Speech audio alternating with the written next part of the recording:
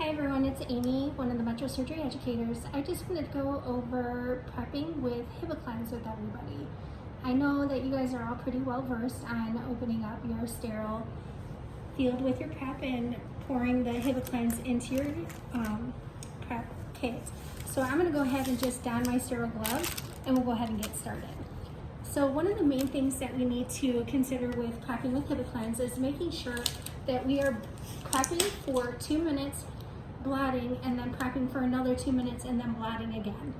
So all of our preps, we want to make sure that we are putting in the drip towels that come in the set. So I'm going to go ahead and do that now. I have my white towels. I'm protecting my hands and I'm going to go ahead and slide that underneath my patient. I'm going to do the same thing on the other side.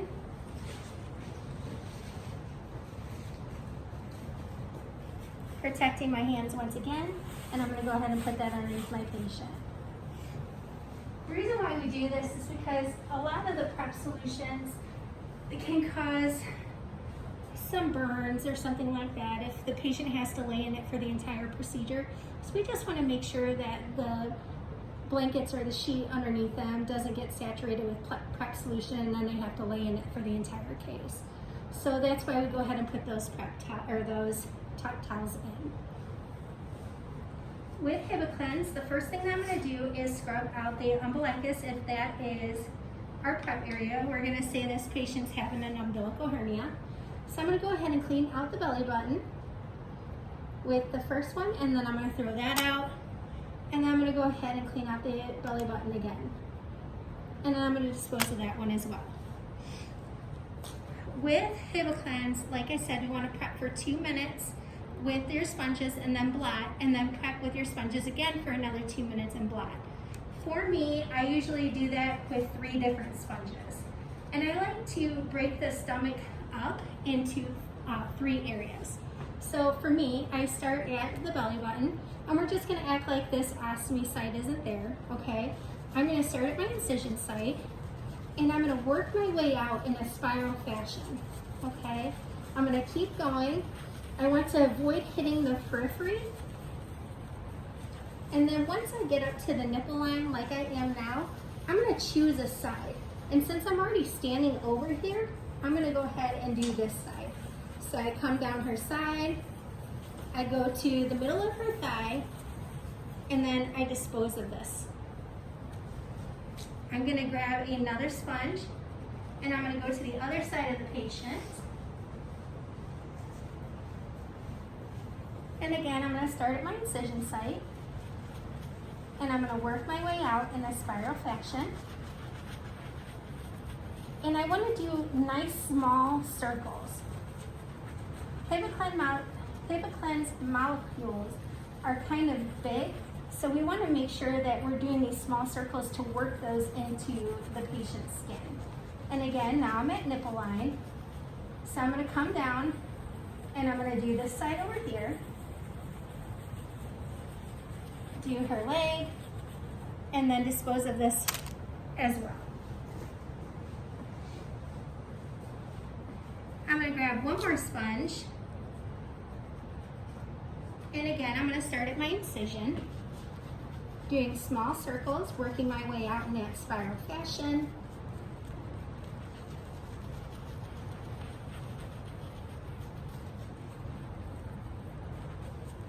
And then now that I'm at nipple line, I'm going to come down and I'm going to do the pubic area and dispose of my sponge now that I've done that. Next, I'm going to blot. So I'm going to take one of my blue towels that comes in the pack. I'm going to step away from the table and open it up. And then I'm going to come and I'm going to lay it on the patient's abdomen. And now I want to push those molecules into the skin. Okay, when I'm done doing that, I'm going to grab just from the top. I'm going to pull directly away, and I don't want to fold this up. I'm going to throw it right in the garbage.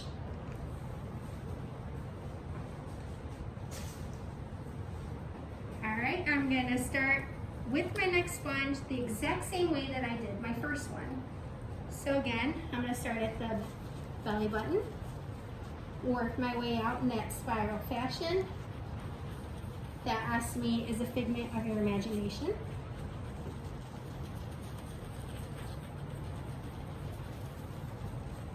All right. I'm now at nipple line, so I'm going to choose a side. Again, I'm standing over here, so I'm going to go ahead and do this side. Come down the leg, throw it out, and grab my next sponge, and I'm going to go to the other side of the patient. Again, I'm going to start at that incision site, work my way out in that spiral fashion.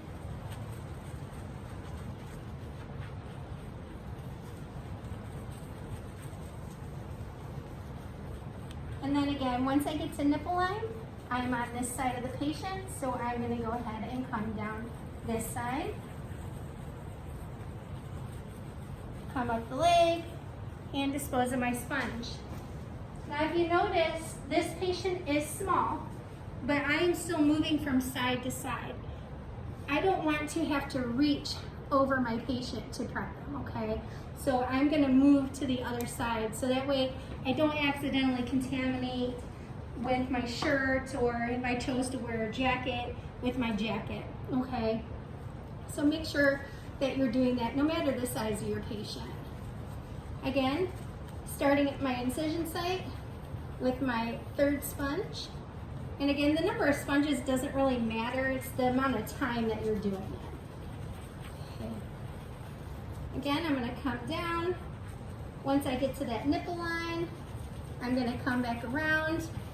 I'm gonna do my pubic hair, and I'm gonna get rid of that last sponge. Again, I'm gonna take my second blue towel, step away from the patient,